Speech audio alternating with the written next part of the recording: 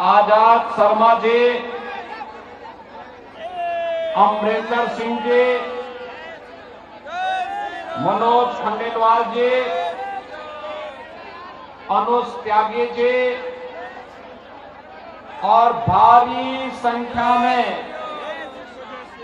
आज की चुनावी सभा में उपस्थित विकासपुरी और तिलक नगर विधानसभा क्षेत्र से जुड़े हुए मेरे सभी उपस्थित बहनों और भाइयों, आप सबके उत्साह के लिए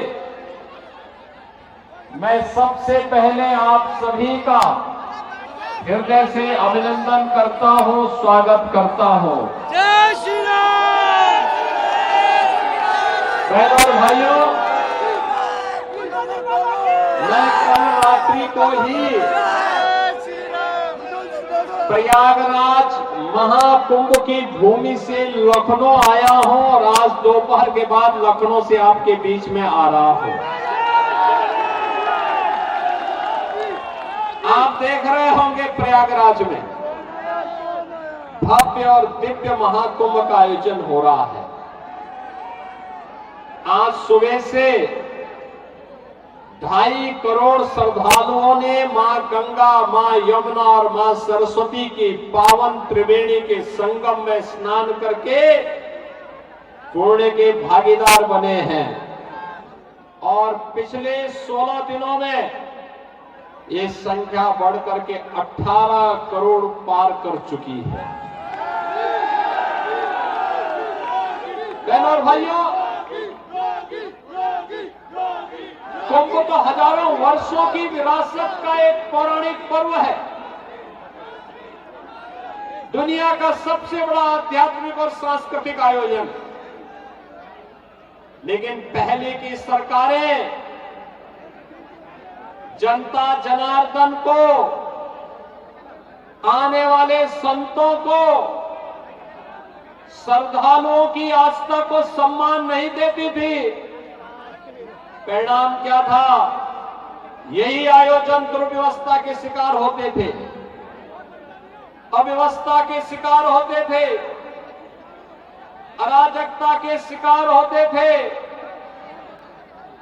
लोग नहीं आ पाते थे, साधन नहीं देती थी सरकार। आज उत्तर प्रदेश में डबल इंजन की सरकार है, तो डबल इंजन सरकार का लाभ न केवल उत्तर प्रदेश के विकास को बल्कि विरासत को आगे बढ़ाने में भी प्राप्त हो रहा है। पूरा देश और पूरी दुनिया का श्रद्धालु प्रयागराज में आकर अपनी श्रद्धा और आस्था की पावन डुबकी त्रिवेणी में लगाकर पुण्य का भागीदार बनकर के हर्षोल्लास के साथ अपने घर को एक मीठी स्मृति लेकर के जाता है कि मैंने भी प्रयागराज में जाकर के महाकुंभ में स्नान करके पुण्य के भूखी का भागीदार बना हूं। बहनों और भाइयों, याद करिए, इस वर्ष महाकुंभ और पिछले वर्ष इसी जनवरी माह में उत्तर प्रदेश में अयोध्या में 500 वर्षों का इंतजार समाप्त हुआ और प्रभु रामलला 500 वर्षों के बाद अयोध्या धाम में विराजमान हुए।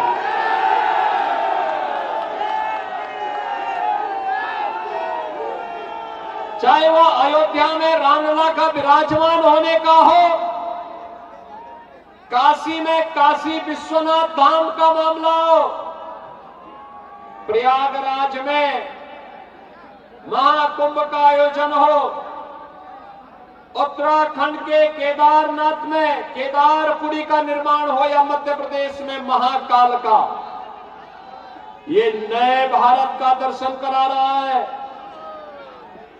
जहां जहां पे भाजपा की राज्य सरकारें हैं, प्रधानमंत्री मोदी जी के विजन को जिसने भी जमीनी धरातल पर उतारा है, वह यश का भागीदार भी बना है और अपार श्रद्धा को सम्मान देने के कारण पुण्य का भागीदार भी बना है और उसका लाभ जनता जनार्दन को भी प्राप्त हुआ है। यही तो उत्तर प्रदेश में हो रहा है, यही मध्य प्रदेश में देखने को मिल रहा है। यही हमें उत्तराखंड में देखने को मिल रहा है और यही भारतीय जनता पार्टी की राज्य सरकारें जहां जहां पर हैं वहां वहां पर इस प्रकार की सुविधा का लाभ प्राप्त हो रहा है। बहन और भाइयों, भारतीय जनता पार्टी का मतलब डबल इंजन की एक ऐसी सरकार जो विरासत को भी सम्मान देती है, साथ साथ विकास के बड़े बड़े कार्यों को लेकर के भी आती है।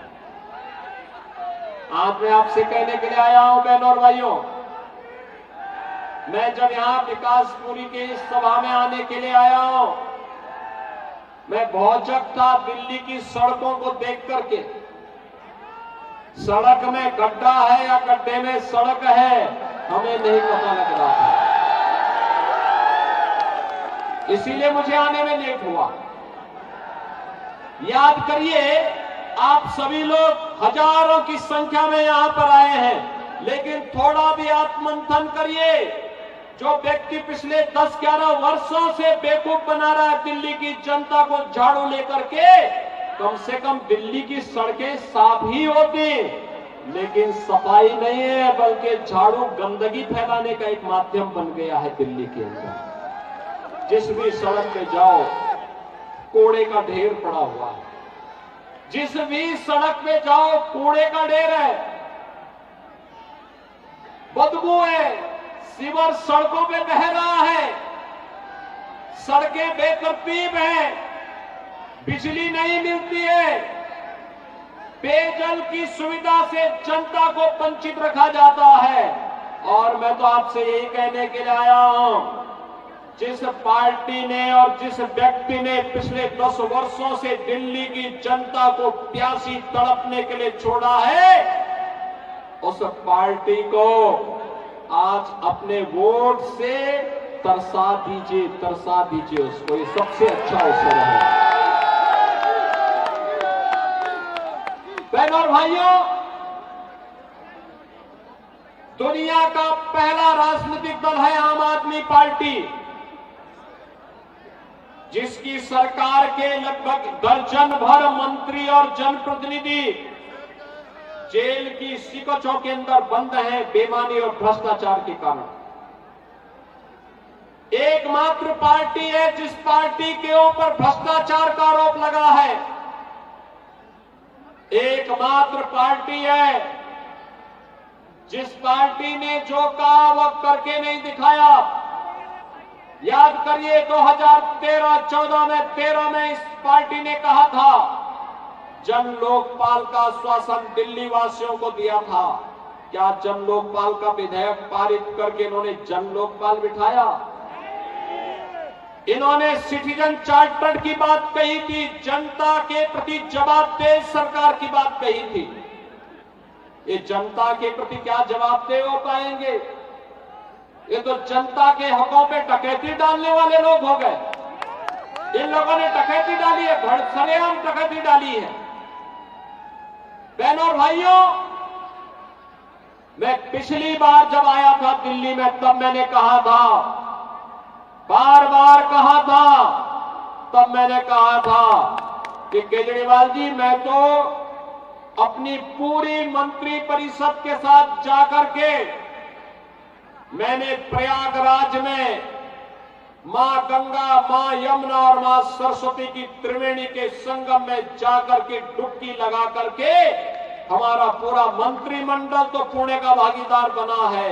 हमने उत्तर प्रदेश के विकास की एक नई कार्य योजना भी वहां स्वीकृत की। लेकिन मैं पूछना चाहता हूं, आम आदमी पार्टी की सरकार दिल्ली के अंदर इसी तर्ज पर यमुना जी में जाकर के डुबकी लगा करके आचमन करके दिखाए।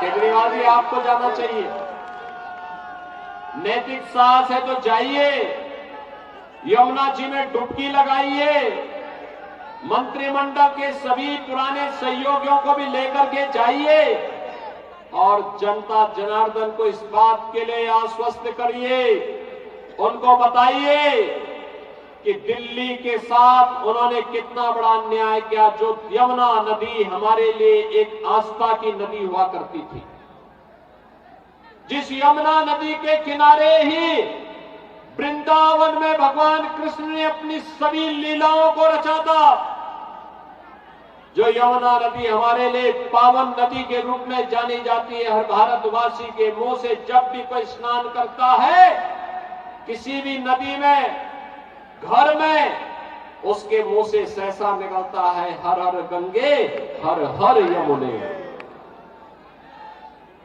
उस यमुना नदी को क्या दुर्गति की है इन लोगों ने? ऐसा नहीं कि यूपी के अंदर परिवर्तन हुआ। यूपी के अंदर नमामि गंगे परियोजना के माध्यम से मोदी जी ने जो कार्य योजना बनाई, जो पैसा दिया, उस पैसे को जमीनी धरातल पर उतार करके लगाया गया। परिणाम है प्रयागराज में अविरल गंगा, अविरल यमुना नदी मिलती है और पावन संगम में हर श्रद्धालु, देश का कोटि कोटि श्रद्धालु आकर के डुबकी लगा करके पुण्य का भागीदार बनकर अपना आशीर्वाद देकर के जा रहा है। बहनों और भाइयों, यही कहने के लिए मैं आज आपके पास आया हूं, यही कहने के लिए आज मैं आपके पास आया हूं। यह आम आदमी पार्टी की सरकार आपकी आस्था के साथ खिलवाड़ कर रही है। यमुना जी को इन्होंने अपने गंदगी के, अराजकता का, अव्यवस्था का शिकार बना करके आज आम आदमी पार्टी की सरकार की पाप का भुगतान हमारा मथुरा, वृंदावन, आगरा वासियों को भी होना पड़ रहा है। दिल्ली के अंदर क्या दुर्व्यवस्था फैलाई है। बरसात के दिनों में यहाँ के नाले चौक होकर के जब ओवरफ्लो पानी होता है, कैसे पूरी दिल्ली डूबती हुई दिखाई देती है। ये दृश्य हर एक व्यक्ति की आंखों को खोलने वाला होता है। विकास के बारे में जो मैं कह रहा था, सड़कें गड्ढे में है या गड्ढे में सड़क है, इसका भी अंदाजा आप यहाँ की सड़कों पर चल करके रोज लगाते होंगे। और गंदगी का तो अंबार ही क्या, अंबार ही क्या। अरे आम आदमी पार्टी की तो इसका ये चुनाव चिन्ह ही जब्त कर देना चाहिए। झाड़ू तो यहाँ पे गंदगी का पर्याय हो गया है, दुर्व्यवस्था का पर्याय हो गया है।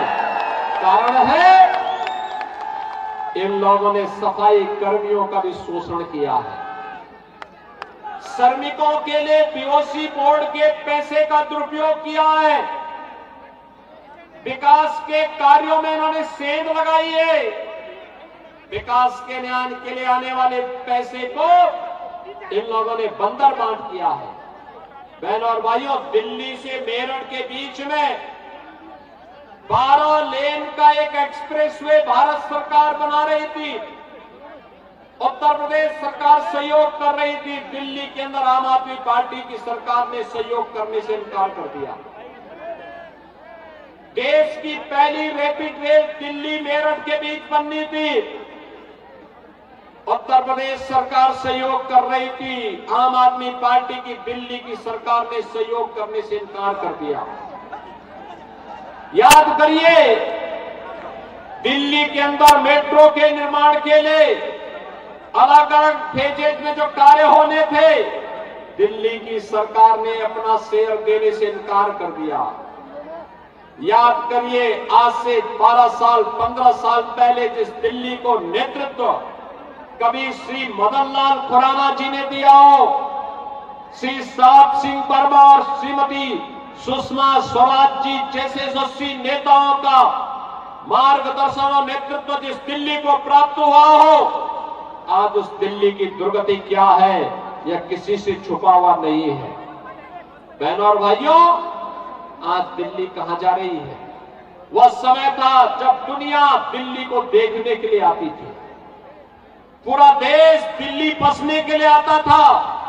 और आज है जो दिल्ली वासी हैं वे उत्तर प्रदेश के अंदर नोएडा में, ग्रेटर नोएडा में, गाजियाबाद में बसने के लिए जाते हैं। कहते हैं कि यहाँ का उत्तर प्रदेश का इंफ्रास्ट्रक्चर, वहां की सुविधाएं अच्छी हैं, दिल्ली के अंदर सुविधा अच्छी नहीं है। बहनों और भाइयों, आम आदमी पार्टी की सरकार ने कुछ कारनामे ऐसे किए हैं, आपकी आंखों को खोलने वाला होना चाहिए। आम आदमी पार्टी की सरकार और पूरा विपक्ष इस समय एड़ी चोटी किया हुआ है। ये लोग, इन्होंने 10 वर्ष में काम किए। आम आदमी पार्टी के जनप्रतिनिधियों को, उनके पदाधिकारियों को आधार बनाने का लाइसेंस दे दिया। उन्होंने बांग्लादेशी और रोहिंग्या मुसलमानों के भी उन्होंने आधार कार्ड बना करके उन्हें जबरन दिल्ली का नागरिक देकर के दिल्ली वासियों के अधिकारों को इन्होंने जबरन हथियाने का प्रयास किया। बहनों और भाइयों, जब सख्ती हुई, मशीनें रखवाई गई, तब पता लग रहा है कि इन्होंने कितना बड़ा षड्यंत्र कर दिया। 10 वर्ष में एक भी बार श्री अरविंद केजरीवाल जी ने कभी भी दिल्ली के औद्योगिक विकास के बारे में कोई चर्चा नहीं की, कोई बैठक नहीं ली। कितने युवाओं को नया रोजगार मिल रहा है, इसके बारे में कभी कोई रिव्यू नहीं किया। एक भी नया उद्योग नहीं आ पाया दिल्ली में, जबकि ओखला यहां का औद्योगिक नगर था। वहां पर इन्होंने उद्योग का निवेश तो नहीं किया, इनका निवेश वहां बांग्लादेशी घुसपैठियों का जरूर हो गया। इन्होंने बांग्लादेशी घुसपैठी बसा दिए अव्यवस्था और अराजकता फैलाने के लिए। बहनों और भाइयों, दिल्ली के अंदर ओखला था, उत्तर प्रदेश के अंदर न्यू ओखला के रूप में जिसे आप नोएडा कहते हैं, यह भी इसी ओखला का एक नया रूप था। New Okhla industrial development authority के रूप में था। आज नोएडा कहां पहुंच चुका है?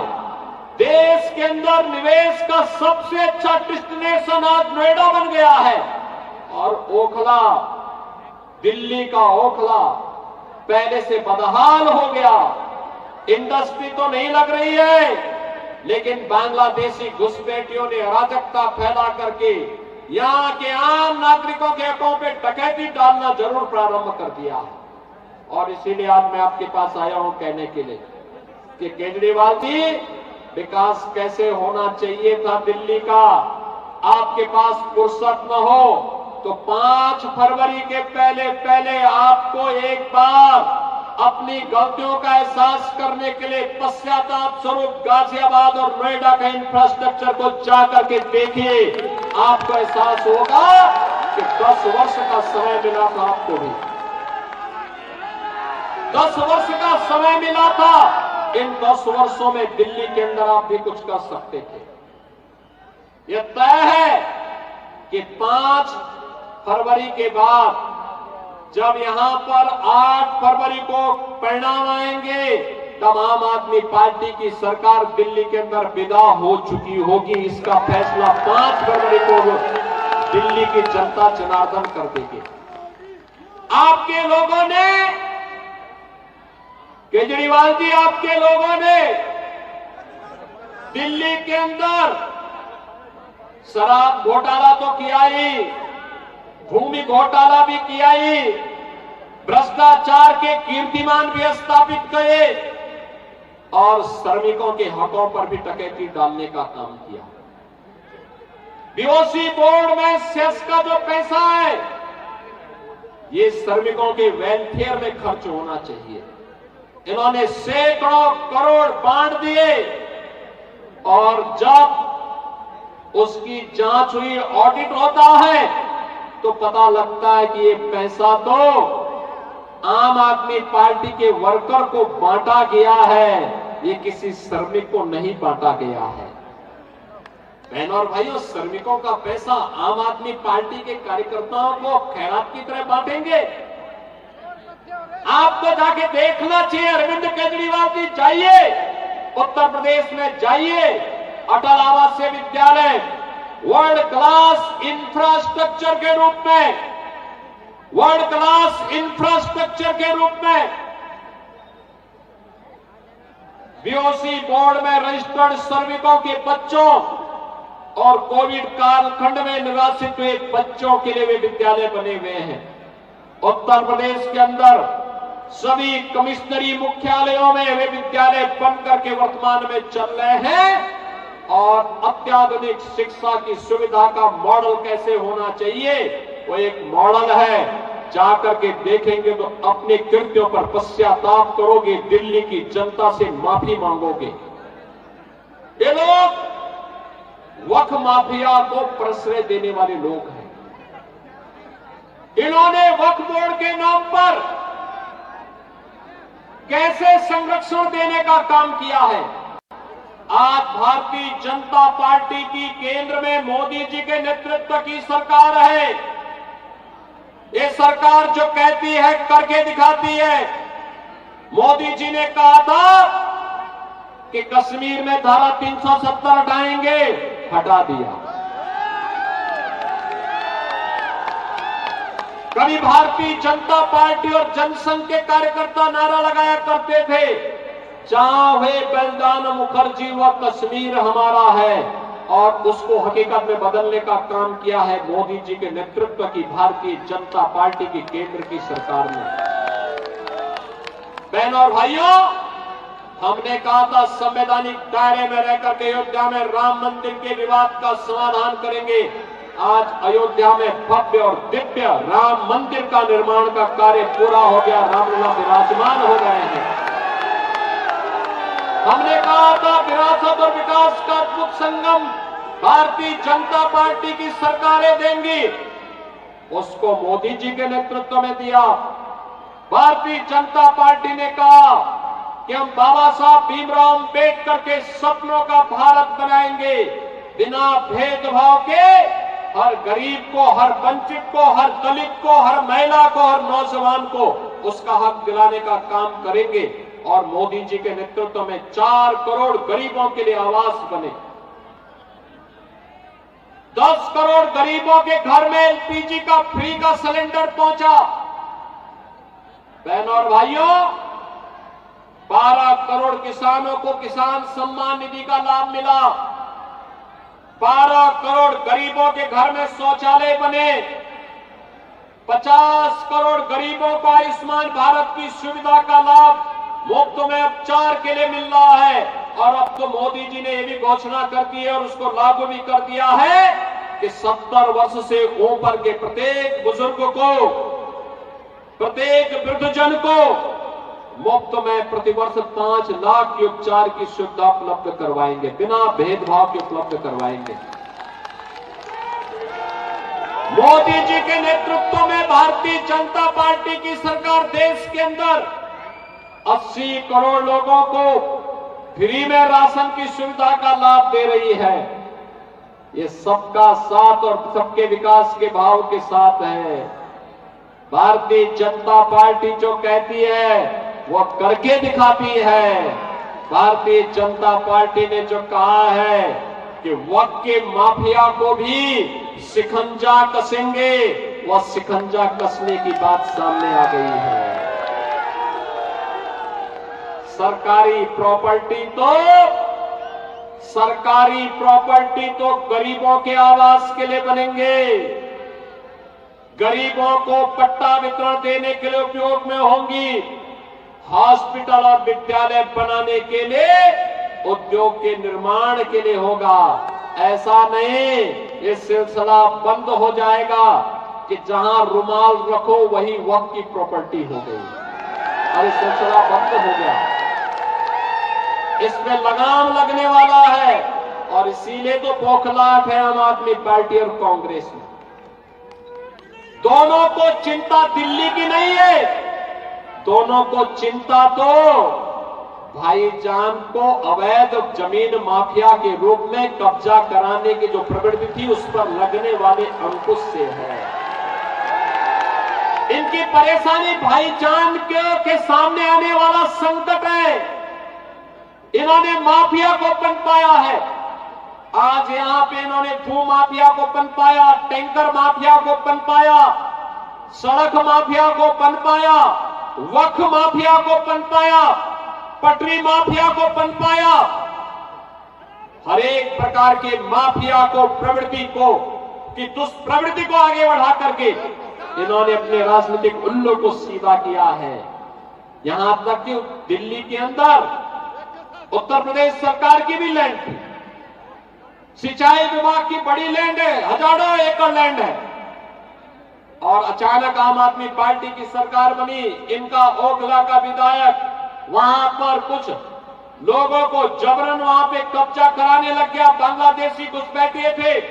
हमने एक दो बार अनुरोध किया कि भाई ये कब्जा मत कराओ, लेकिन जब ये लोग नहीं माने, अंततः मुझे उत्तर प्रदेश से पीएसी फोर्स भेजनी पड़ी और बुलडोजर भी भेजना पड़ा। उन सबको जाना पड़ा, अपनी जमीन को वापस कब्जा लिया। मैंने कहा दिल्ली के अंदर विकास के लिए जमीन चाहिए, उत्तर प्रदेश सरकार देगी, लेकिन बांग्लादेशी घुसपैठियों के लिए और वक्फ माफिया के नाम पर कब्जा करने के लिए 1 इंच जमीन नहीं देने वाले हैं। और इसीलिए बहनों और भाइयों, आज मैं आपसे कहने के लिए आया हूं कि भारतीय जनता पार्टी की डबल इंजन की सरकार दिल्ली के अंदर बने। दिल्ली के अंदर भारतीय जनता पार्टी की डबल इंजन की सरकार बने। जिन बुनियादी सुविधाओं से आपको वंचित किया गया है, सड़क से, बिजली से, पानी से, पार्क से, सीवर लाइन से, इन सुविधाओं को आच्छादन हो, ये सुविधाएं यहां के लोगों को प्राप्त हो, एक गरीब की झोपड़ी में उसका पक्का मकान बन जाए, इसके लिए मोदी जी के नेतृत्व में डबल इंजन की सरकार कार्य करे। दिल्ली का विकास होगा, हर स्ट्रीट वेंडर को स्वनिधि का लाभ मिले, हर दिल्ली वासी को आयुष्मान भारत की सुविधा का लाभ मिले, हर महिला को यहां पर उस सुविधा का लाभ मिले जो भारतीय जनता पार्टी की राज्य सरकारों में मिल रहा है। और इस दृष्टि से आज हम सब आपके पास आए हैं।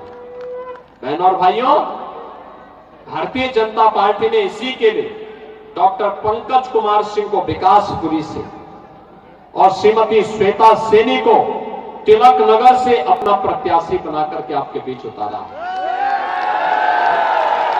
इन दोनों प्रत्याशियों को आपका आशीर्वाद प्राप्त होगा। दोनों प्रत्याशियों को आशीर्वाद प्राप्त होगा। घर घर जाएंगे। 5 फरवरी को वोट पड़ने के दिन घर घर में इससे पहले जाकर के आम आदमी पार्टी और कांग्रेस की अनैतिक और अराजक गतिविधियों का पर्दाफाश करेंगे। दिल्ली को बचाने के लिए, जन सुविधाओं से आच्छादन करने के लिए फिर से कमल खिलाने के इस अभियान का हिस्सेदार बनेंगे। विरासत और विकास की, सुरक्षा और समृद्धि की भारतीय जनता पार्टी की डबल इंजन सरकार लाने के लिए आगे बढ़ेंगे। तो फिर मेरे साथ दोनों हाथ उठा करके बोलेंगे, दोनों हाथ, ये जहां तक मेरी आवाज जा रही है, दोनों हाथ उठा करके बोलेंगे, भारत माता की, भारत माता की, भारत माता की जय श्री राम।